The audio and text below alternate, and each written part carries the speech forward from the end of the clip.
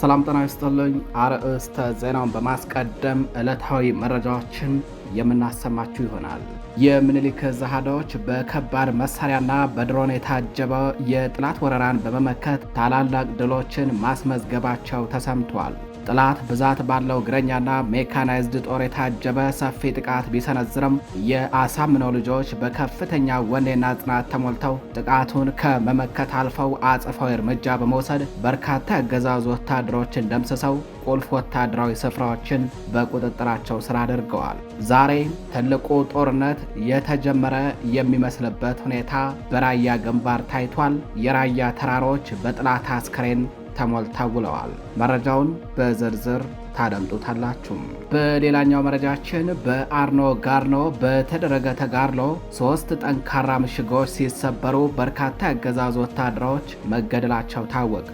በተጋድሎው የአገዛዙ ኃይል ታጥቋቸው ከነበሩ 2 ጸረ አውሮፕላን ዙ-23 መሳሪያዎች መካከል አንዱ በፋኖ ቦምበኞች ሙሉ በሙሉ የወደመ ሲሆን የዙ-23ቱ ተኳሾች ሙሉ በሙሉ መደምሰሳቸው ታውቋል። ፋኖ በጸረ ተሽከርካሪ ላውንቸርና በዲሽቃ ታግዞ በወሰደው በዚህ እርምጃም ከደመሰሳቸው ወታደሮችና ካወደመው አንድ ዙ-23 ባሻገር በርካታ የጦር መሳሪያዎችን እንዲሁም ሌሎች ወታደራዊ ቁሳቁሶችን ማርኮ ታጥቋል። መረጃውን በዝርዝር ታደምጡታላችሁ። በሌላኛው መረጃችን በሸዋ ጠቅላይ ግዛት መርሐቤቴ ግንባር በተደረገ ተጋድሎ የአገዛዙ አየር ወለድ ኮማንዶ ከነ መንገድ መሪ ሚሊሾቹ መደምሰሱ ታውቋል። በተጋድሎው አንድ ሲኖትራክ ተሽከርካሪ ሙሉ የጠላት ኃይል ከነ ተሽከርካሪው በፋኖ በቡዩ አካባቢ ተደምስሶ ሙሉ በሙሉ መውደሙ ታውቋል። በሲኖትራኩ ላይ እንዳሉ ካለቁት ወታደሮች በተጨማሪ የሻምበል አመራሮችን ጨምሮ 32 ወታደሮች ተደምስሰዋል፣ 26 የሚሆኑት ደግሞ ቆስለዋል ተብሏል። በሌላ በኩል በዚያው በሸዋ ጠቅላይ ግዛት ቀጠና በባሶን አውረና ወረዳ ደበሌናም ሮብ ገበያ ቀበሌዎች ውስጥ በተሰራ የሰርጎ ገብ ጥቃት በርካታ ወታደሮች ሲደመሰሱ ልዩ ልዩ የጦር መሳሪያዎች በፋኖ ተማርከዋል። መረጃዎቹን በዝርዝር አጠናቅረናቸዋል።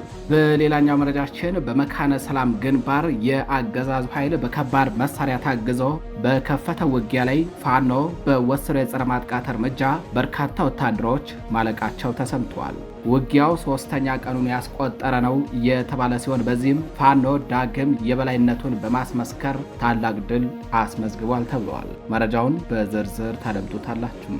ሰላም ጤና ይስጥልኝ። የተከበራችሁ አድማጭ ተመልካቾቻችን እንደምን ዋላችሁ፣ እንደምን አመሻችሁ። ከጣቢያችን የዛሬ ሚያዝያ 6 2018 ዓ.ም ዕለታዊ መረጃዎችን አጠናቅረን ይዘን ቀርበናል። አብራችሁን ቆዩ።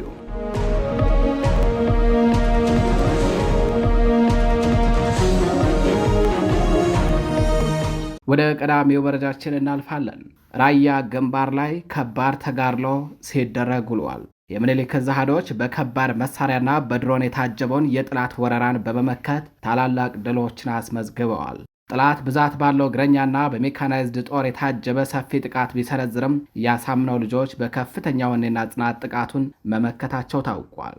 በምኒልክ ዕዝ ስር የሚገኙ አሃዶች በተለያዩ ግንባሮች ከጠላት ጋር ብርቱ ትንቅንቅ በማድረግ ነው የጠላትን በከባድ የሜካናይዝድ ጦርና በድሮን የታገዘ ጥቃትን ከመመከት አልፈው አጸፋዊ እርምጃ በመውሰድ ታላቅ ድል የተቀዳጁትም። በታላቁ የምኒልክ ዕዝ ስር የሚንቀሳቀሰው 101ኛ ኮር ከ102ኛ ኮር ከ103ኛ ኮርና ከ105ኛ ኮር እንዲሁም የዕዙ ልዩ ዘመቻ ገብረ ኃይል በተለያዩ ግንባሮች የተቀናጀና ብርቱ ተጋድሎ አድርጓል። የአሳምነው ልጆች በከፍተኛ ወኔ በወሰዱት የኃይል እርምጃም በጠላት ሰራዊት ላይ ከባድ የሆነ ሰብአዊና ቁሳዊ ኪሳራ ደርሰዋል። የጠላት ኃይል የፋኖን ብርቱ ክንድ ለመቋቋም ከፍተኛ የጦር መሳሪያ ጋጋታን እስከ ድሮን ድረስ የተጠቀመ ሲሆን በውጊያው መድፍ፣ ዙ-23፣ ቢኤም 107 እና የተለያዩ የሞርተር አይነቶች እንዲሁም 2 ድሮኖችን በውጊያው አሳትፈው ውለዋል። የአገዛዙ ሰራዊት ሽንፈቱ ለመከላከል በ2 ድሮኖች የታገዘ አየር ድጋፍ ለማድረግ ሙከራ ያደረገ ቢሆንም ነገር ግን የጀግኖቹን ግስጋሴና የጸረ ማጥቃት እርምጃን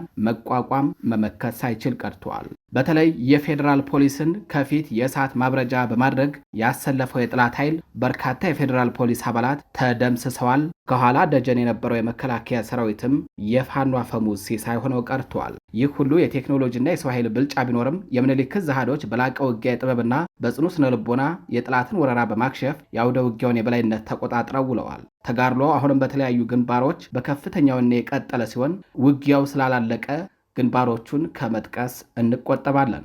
ግን ዞሮ በጠቅላላው በራያ ግንባር ዛሬ ሚያዝያ 6 ከንጋት ጀምሮ በተደረገ ተጋድሎ ተራሮች በጠላት አስከሬን ተሞልተዋል። ውጊያው ስላላለቀ ዝርዝር መረጃዎችን ከመጥቀስ እንቆጠባለን።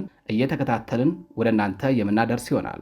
ወደ ሌላኛው መረጃችን እናልፋለን። በአርኖ ጋርኖ በተደረገ ተጋድሎ 3 ጠንካራ ምሽጎች ሲሰበሩ በርካታ ያገዛዙ ወታደሮች መገደላቸው ታውቋል። በተጋድሎ የአገዛዙ ኃይል ታጥቋቸው ከነበሩ 2 ጸረ አውሮፕላን ዙ-23 መሳሪያዎች መካከል አንደኛው በፋኖ ቦምበኞች ሙሉ በሙሉ የወደመ ሲሆን የዙ-23 ተኳሾችም ማለቃቸው ታውቋል። ፋኖም በጸረ ተሽከርካሪ ላውንቸርና በድሽቃ ታግዞ በወሰደው በዚህ እርምጃ ከደመሰሳቸው ወታደሮችና ካወደመው ዙ-23 ባሻገር የጦር መሳሪያዎችን ማርኮ ታጥቋል። በአማራ ፋኖ ብሔራዊ ንቅናቄ ጎንደር ጠቅላይ ግዛት በላይ ዘለቀ ዕዝ አካል የሆነው መብረቅ ክፍለ ጦር ዛሬ ሚያዝያ 6 2018 ዓ.ም ረፋር ጀምሮ በአርኖ ጋርኖ ግንባር በሚገኘው የአገዛዙ ወታደሮች ምሽግ ላይ ድንገተኛ ጥቃት በመፈጸም ከባድ ጉዳት አድርሶ ድል ተቀዳጅቷል። ዛሬ ከንጋት 11 ሰዓት ጀምሮ በአርበኛ ያለው አዱኛ የሚመራው በዳግማዊ ቴዎድሮስ ኮር ስር የሚገኘው መብረቅ ክፍለ ጦር በቁመት ልክ ተሰርቶ የነበሩ 3 የጠላት ጠንካራና ተከታታይ የምሽግ ሰንሰለቶችን ሰብረው በመግባት የጠላት ኃይልን አከርካሪ ሰብሮ ድል አስመዝግበዋል። የፋኖ አባላቱ በአርፒጂ ማለትም በላውንቸርና በድሽቃ ታግዘው በከፈቱት በዚህ ፈጣንና እጅግ ጠንካራ ማጥቃት የጠላት ኃይል የተከፈተበትን ተኩስ መመከት አቅቶት ተሽመድምዶ ሙትና ቁስለኛውን እያዝረከረከ ተበታትኗል። የክፍለ ጦሩ አባላት እስከ ምሽጉ ውስጥ ዘልቀው በመግባት በቦምብና በጨበጣ ውጊያ ጭምር በመጠቀም ጠላትን አይቀጡ ቅጣት ቀጥተውታል። በዚህ ኦፕሬሽን አንድ ከፍተኛ የጦር አመራርን ጨምሮ ከ30 በላይ ያገዛዙ ሰራዊት ሙትና ቁስለኛ ተደርገዋል። በግንባሩ ጠላት ይዟቸው ገብተው ከነበሩ 2 የጸረ አውሮፕላን ዙ-23 መሳሪያዎች መካከል አንደኛው ዙ-23 በመብረቅ ክፍለ ጦር አልሞ ተኳሾች ኢላማ ውስጥ በመግባት ሙሉ በሙሉ ወድመዋል። የተከበራችሁ አድማጭ ተመልካቾቻችን ወደ ሌላኛው መረጃችን እናልፋለን። በሸዋ ጠቅላይ ግዛት መርሐቤቴ ግንባር በተደረገ ተጋድሎ የአገዛዙ አየር ወለድ ኮማንዶ ከነ መንገድ መሪ ምንሾቹ መደምሰሱ ታውቋል። በሌላ በኩል በባሶና ወረና ወረዳ ደበሌና ሮብ ገበያ ላይ ፋኖ የሰርጂካል ኦፕሬሽን እርምጃ በመውሰድ በርካታ የአገዛዙ ወታደሮችን ደምስሷል። በአማራ ፋኖ ብሔራዊ ንቅናቄ ሸዋ ጠቅላይ ግዛት አሳምነው ዕዝ ስር የሚገኙት የናደውና የእቴጌ ጣይቱ ክፍለ ጦሮች በተለያዩ ግንባሮች የጠላትን ኃይል ክፉኛ በመምታት ከፍተኛ ድል አስመዝግበዋል። በመርሐቤቴ ግንባር ታች ቤት ቀበሌ በጠላት ላይ ከባድ እርምጃ የወሰዱት የናደው ክፍለ ጦር ተዋጊዎች ጠላትን ከባድ የሆነ የሰብአዊና ቁሳዊ ኪሳራ አከናንበው ድል ተቀዳጅተዋል። በተመሳሳይ በባሶና ወረና ወረዳ ደግሞ ለ7ኛው አገር አቀፍ ምርጫ የተዘጋጁ ካርዶችን በቁጥጥር ስር ከማዋልና በአስመራጭ ነን ባሉ ባንዳዎች ላይ እርምጃ እስከ መውሰድ የደረሰ ታላቅ ጀብድ ተሰርቷል።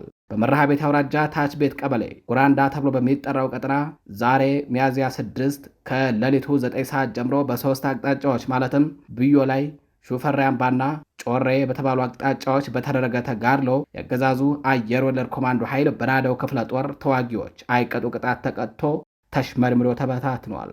በናደው ክፍለ ጦር አርበኞች ዛሬ ሚያዝያ 6 2018 ዓ.ም ከሌሊት ጀምሮ እስከ አመሻሽ ድረስ በተወሰደ በዚያ ይመከት እርምጃ የጠላት አከርካሪ የተሰበረበት የወገን ኃይል በድል የተንበሸበሸበት ሆኖ ተጠናቋል። በተጋድሎው አንድ ሙሉ ሲኖትራክ ተሽከርካሪ የጠላት ኃይል ከነ ተሽከርካሪው በፋኖ ቦምበኞች አመድ ተደርጓል።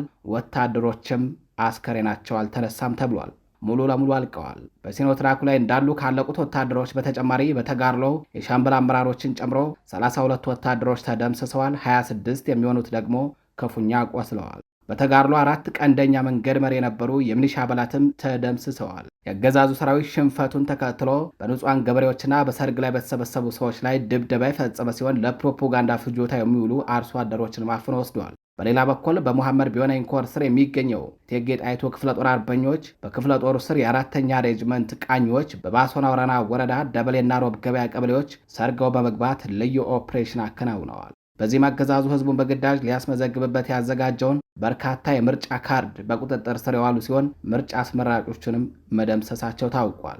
በተጨማሪም ምርጫ አስተባባሪዎችን ሲያጅቡ የነበሩ ወታደሮች የተደመሰሱ ሲሆን ፋኖም በዚህ ተጋድሎ ልዩ ልዩ የጦር መሳሪያዎችን ማርኮ ታጥቋል። የተከበራችሁ አድማጭ ተመልካቾቻችን ወደ ሌላኛው መረጃችን እናልፋለን። በመካነ ሰላም ግንባር የአገዛዙ ኃይል በከባድ መሳሪያ ታግዘው በከፈተው ውጊያ ላይ ፋኖ በወሰደው የጸረ ማጥቃት እርምጃ በርካታ ወታደሮች ማለቃቸው ተሰምቷል። ከሚያዝያ 4 2018 ዓ.ም ጀምሮ በመካነ ሰላም ግንባር በከባድ መሳሪያ የታገዘ ውጊያ የከፈተው የብልጽግና ሰራዊት በምኒልክ ዕዝ 105ኛ ኮር ብርቱ ተጋድሎ ከፍተኛ ሰብአዊና ቁሳዊ ኪሳራ እንደተከናነበ ተሰምቷል። ለሶስት ተከታታይ ቀናት በዘለቀው በዚህ ውጊያ የጠላት ኃይል ወደ ቢሊ ታዳጊ ከተማ ለማምራት ጀምሮት የነበረው ጉዞ ተደናቅፎ በርካታ ወታደሮችን የሳት ሲሳይ አድርጓቸው ቀርቷል። በምስራቅ አማራ ቀጠና ምኒልክ ዕዝ 105ኛ ኮር 29ኛ ክፍለ ጦር የጠላት ሰራዊትን መንገድ ላይ ቆርጦ በመቀጥቀጥ ወደ ኋላ እንዲመለስና ተፍረክርኮ እንዲበታተን አድርጎታል።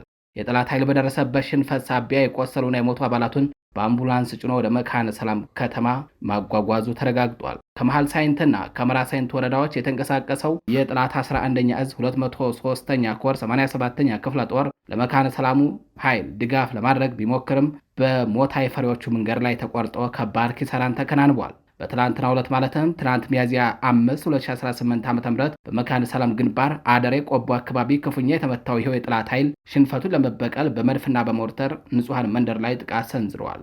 በዚህም አንዲት እናት በሞርተር ተመታ በሕክምና ላይ የምትገኝ ሲሆን አንድ አርሶ አደር ደግሞ በመድፍ ተመቶ ክፉኛ መቁሰሉ ተረጋግጧል። በቢሊ ታዳጊ ከተማ የሚገኘው የሙጎግቱ ገብርኤል ገዳም ቤተ ክርስቲያን ህንፃ ጣራው በጠላት መድፍ መውደሙ ተረጋግጧል። በሌላ በኩል የጠላት ኃይል በፋኖ የተወሰደበት እርምጃ ክፉኛ እንዳፍረከረኩ የተነገረ ሲሆን የ87ኛ ክፍለ ጦር አመራር የሆነ 10 አለቃ ምስጋንና ሌላ አንድ ጓዱ የወገን ኃይልን ተቀላቅለዋል። አንድ 50 አለቃ ደግሞ ከጠላት ሰራዊት በመክዳት ደብዛው ጠፍቷል ተብሏል። የተከበራችሁ አድማጭ ተመልካቾቻችን ወደ ሌላኛው መረጃችን እናልፋለን። ቴዎድሮስ ዕዝ ነፃ ባወጣቸው ቀጠናዎች ህዝባዊ ውይይቶችን እያካሄደ መሆኑን አስታወቀም። በአማራ ፋኖ ብሔራዊ ንቅናቄ ቴዎድሮስ ዕዝ ስር የሚንቀሳቀሱ ክፍለ ጦሮች ሰዴን ጨምሮ የተለያዩ ከተሞችን ከወራሪው የአገዛዙ ሰራዊት ነፃ መውጣታቸውን ተከትሎ ወታደራዊ ድሉን ወደ ፖለቲካዊ ድል ለማሸጋገር የሚያስችሉ የህዝብ ግንኙነት ስራዎችና ውይይቶች በስፋት እየተከናወኑ ይገኛሉ። የአማራ ፋኖ ብሔራዊ ንቅናቄ ቴዎድሮስ ዕዝ በተከታታይ ባደረጋቸው ወታደራዊ ኦፕሬሽኖች ስትራቴጂካዊ የሆኑ ስፍራዎችንና ከተሞችን ነፃ ማውጣቱ ይታወቃል። እዙ እነዚህን ወታደራዊ ስኬቶች በማጠናከር የማህበረሰቡን ሰላምና ደህንነት ዘላቂ ለማድረግ ከሰዴ ማህበረሰብ ጋር ጥልቅ ውይይት አካሂዷል። በዚህ ታሪካዊ የህዝብ መድረክ ላይ የቴዎድሮስ ዕዝ ከፍተኛ አመራሮች፣ የ201ኛ ኮር አመራሮች፣ የ54ኛ ክፍለ ጦር አመራሮችና ጊዜያዊ አስተዳደር የስራ ኃላፊዎች ተገኝተዋል። በውይይቱ ወቅት የአማራ ህዝብ የህልውና ጥያቄዎች፣ የፋኖ ወቅታዊ ወታደራዊ የፖለቲካ ቁመናና እንዲሁም በአንጻሩ የአብይ አህመድ አገዛዝ እየደረሰበት ያለው ወታደራዊ ዲፕሎማሲያዊና ፖለቲካዊ ውድቀቶች ዙሪያ ሰፊ ማብራሪያ ተሰጥቷል። የሰዴ ማህበረሰብ አባላት በሰጡት አስተያየት የአገዛዙ ሰራዊት በቆይታው ሲያደርስባቸው የነበረውን አሰቃቂ ግፍም ዘርዝረዋል። ሴት ልጆቻችን ተደፍረዋል፣ ሀብት ንብረታችን ተዘርፏል፣ የምርጫ ካርድ ካላወጣችሁ በሚል ዜጎች ተደብድበዋል፣ ገሚሶቹም ታስረዋል፣ አልፎ ተርፎም የፋኖ ቤተሰብ ናችሁ በሚል ሰበብ የግድያ እርምጃ ተወስዶብናል ሲሉ የመከራ ጊዜያቸውን አስታውሰዋል። የአካባቢው ነዋሪዎች እንኳን መጣችሁልን፣ የትንሣኤ በዓል በሰላም እንድንውል አደረጋችሁን በማለት ለፋኖ ሰራዊት ያላቸውን አክብሮትና ምስጋናም ገልጸዋል። በመድረኩ የተገኙት የከተማዋና የአካባቢው ወጣቶች በበኩላቸው ቤተሰቦቻችንን፣ ህዝባችንን ለማዳን አስፈላጊውን ስልጠና ወስደን ለመዋደቅ ዝግጁ ነን በማለት ከፋኖ ጎን መቆማቸውን በታላቅ ድምፅ አረጋግጠዋል። ይህ መድረክ የፋኖ ትግል ከህዝብ አብራክ የወጣና ህዝባዊ መሰረት ያለው መሆኑን በተግባር ያሳየ እንደነበር ተነግሯል። የተከበራችሁ አድማጭ ተመልካቾቻችን ወደ ባህር ማዶ መረጃዎቻችን እናልፋለን።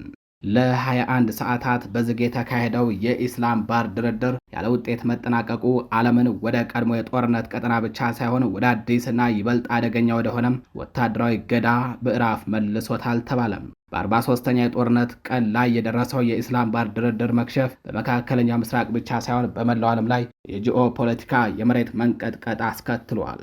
ይህ የትራምፕ የመዝጋት ስልትና የኢራን የአጥፍቶ ጠፊ ድሮን ዝግጅት ዓለምን ወዴት እያመራ እንደሆነ በሚከተለው መልኩ ኤምኤስ ኒውስ የተባለ ሚዲያም ዘግቧል። ፕሬዚዳንት ትራምፕ ከዲፕሎማሲ መክሸፍ በኋላ የተከተሉት ስልት አጸፋዊ ገዳ ነው ተብሏል። ኢራን ለ43ኛ ቀናት የባህር መንገዱን በመዝጋት ዓለምን ስታስጨንቅ የነበረ ቢሆንም አሁንም ትራምፕ የአሜሪካ ባህር ኃይል ወደ ሆርሙዝ የሚገባውንም ሆነ የሚወጣውን ማንኛውንም መርከብ እንዲያግድ አዘዋል። አሜሪካ ከዚህ ቀደም ባህሩ ክፍት ይሁን ስትል የነበረው አቋም ወደ እኔ ካልተቆጣጠርኩት ማንም አይጠቀምበትም ቀይራለች ተብሏል። ይህም ደግሞ በባህረ ሰላጤው ለቆሙት 230 የነዳጅ ጫኝ መርከቦችና ለዓለም ነዳጅ ዋጋ መርዶ ነው። ቴህራን በዲፕሎማሲው ጠረጴዛ ላይ ለኒኩለር ጥያቄው እጇን አለመስጠቷ ከጀርባ ያላትን ወታደራዊ ዝግጅት እንደምትተማመንበትም ያሳየ ነው ተብሏል። እንደ ኒውዮርክ ታይምስ ዘገባ ከሆነ ኢራን ራሷ የዘረጋቻቸው ፈንጂዎች ያሉበት ቦታ መጥፋቱ የባህር መንገዱ መክፈት አለመቻሏን ያሳያል። ይህ ስትራቴጂካዊ ሳቦታጅ አሜሪካን ወደ ባህሩ በማስገባት ለኢራን ባህር ሰርጓጅ አጥፍቶ ጠፊ ድሮኖች ቀላል ኢላማ ለማድረግ የታለመ ወጥመድ ሊሆን ይችላልም ተብሏል። በወታደራዊ መስክ ብቻ ሳይሆን በኢኮኖሚው ዘርፍ የገንዘብ ጦርነት በማወጅ የዶላርን የበላይነት በገዛ ደጇ እየተገዳደረችው ትገኛለች ኢራን። ትራምፕ በቻይና ላይ የጣሉት የ50% ቀረጥ ዛቻ ጦርነቱ ከመካከለኛው ምስራቅ ወጥቶ ወደ ታላላቅ የኢኮኖሚ ሀያላን ሽኩቻ መሸጋገሩን ያሳያል። ቻይና ለኢራን የጦር መሳሪያ ከላከች ዓለም አቀፍ የንግድ ጦርነት መቀስቀሱ የማይቀር ነው። የተከበራችሁ አድማጭ ተመልካቾቻችን ለዛሬ ሚያዝያ 6 2018 ዓ.ም ይዘናቸው የነበሩት መረጃዎቻችን እነዚህን ይመስላሉ። ቸር ቆዩ።